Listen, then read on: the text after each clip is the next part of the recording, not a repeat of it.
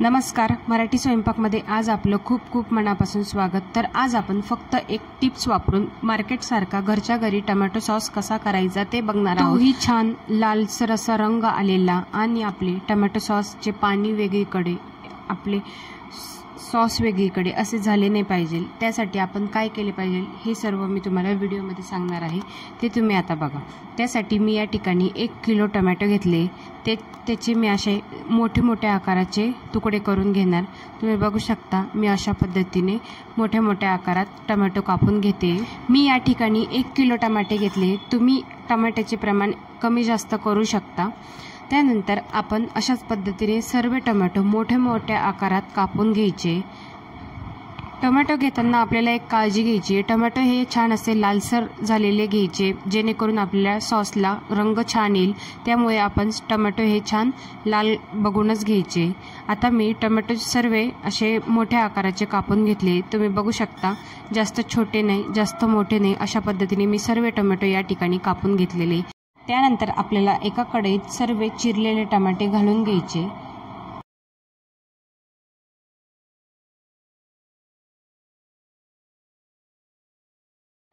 आता आपण 1 kilo tomato घेतले होते, म्हणून मी एक मध्यम आकाराचा कांदा घेणार। आपल्याला 1 किलोसाठी एकच कांदा घ्यायचा आहे, जास्ती घ्यायचा नाही। तो देखील आपण अशा पद्धतीने जाडसर आकाराने कापून घ्यायचा आहे। तुम्ही बघू शकता मी एका कांद्याचे 6 ते 7च फोडी करते। आता घेतलेला आपण टोमॅटोमध्ये कांदा घालूया। कांदा घातल्यानंतर आपल्याला 10 ते 12 लसणाच्या पाकळ्या घालायच्या आहे। त्यानंतर आपल्याला 3 ते 4 काश्मीरी लाल मिर्च घालायची आहे आणि छान असे हलवून घ्यायचे। छान असे मऊ पडेपर्यंत आपल्याला हे हलवत राहायचे। आता साधारण आपण 5 मिनिटभर हे असेच हलवत राहायचे, जोपर्यंत आपला टोमॅटो हा मऊ पडत नाही तोपर्यंत आपल्याला हलवत राहायचे। आता 5 मिनिटांनंतर तुम्ही बघू शकता टोमॅटोला छान असे पाणी सुटले। त्यानंतर आपण हे साधारण 10 मिनिटभर झाकण ठेवून असे शिजून घेऊ। आता 10 मिनिटं झालेले आहे, तुम्ही बघू शकता छान अशी उकळी आलेली आहे। त्याच्यानंतर आपण हे पुन्हा एकदा असेच हलवून घेऊ, जेणेकरून आपले टोमॅटोचे हे साल असे गळून पडतील। त्यानंतर आपण असे दाबून दाबून त्याला प्रेस करून जरा त्याचे साल बाहेर काढण्याचा प्रयत्न करू। त्यानंतर आपण मीठ घालूया। मीठ हे तुमच्या चवीनुसार घाला। मी या ठिकाणी अर्धा चमचा मीठ घातले। मीठ घातल्यानंतर आपण अशा पद्धतीने छान असे मिक्स करून घेऊ।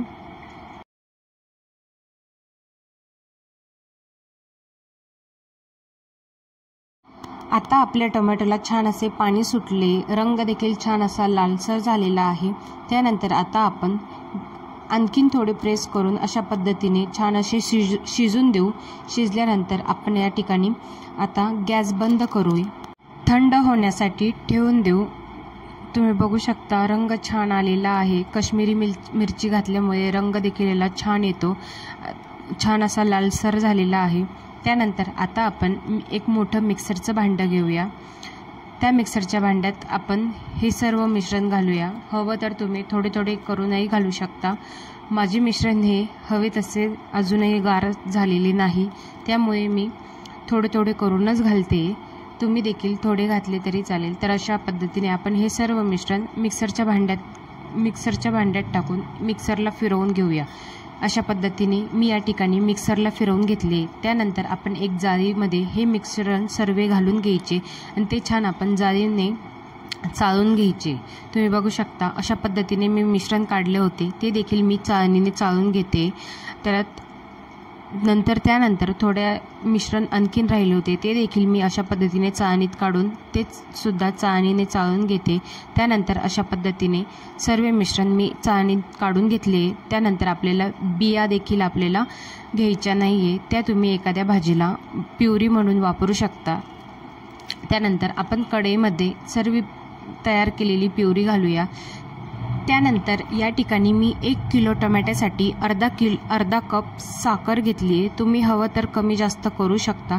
त्यानंतर साखर घातली होती। साखर घातल्यानंतर छान असे मिक्स करून घेऊया साखर विरघळेपर्यंत। तुम्ही बघू शकता टोमॅटोला छान असा रंग आला आहे। टोमॅटो केचपला उकळी यायला सुरुवात झाली आहे।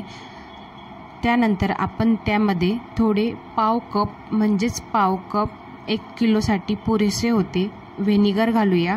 व्हिनेगर घातल्यानंतर ते देखील आपण छान असे मिक्स करून घेऊया। आता मी या ठिकाणी कोणत्याही गरम मसाल्याचा वापर करत नाही आहे, कारण बाहेरच्या टोमॅटो केचपमध्ये गरम मसाल्याचा वापर केलेला नसतो, त्यामुळे मी या ठिकाणी वापर करत नाही आहे. हवं तर तुम्ही गरम मसाला ॲड करू शकता. आता आपण आणखीन 5 मिनिट हे शिजवून घेऊ. 5 मिनिटानंतर तुम्ही बघू शकता टोमॅटो सॉसला छान असा दाटसर झालेला आहे. आपले टोमॅटो सॉसचे पाणी एकीकडे सॉस एकीकडे असे होत नाही आहे, म्हणजे समजून जायचे की आपले टोमॅटो सॉस पूर्णपणे तयार झालेले आहे. आता आपण एका बर्नीमध्ये भरून ठेवू. हे बर्नीमध्ये भरून तुम्ही फ्रीजमध्ये महिनाभर हे असे ठेवले की आरामात महिनाभर टिकू शकते. तर अशाच नवनवीन व्हिडिओसाठी आत्ताच चॅनलला सबस्क्राईब करा, लाईक करा आणि शेअर करा.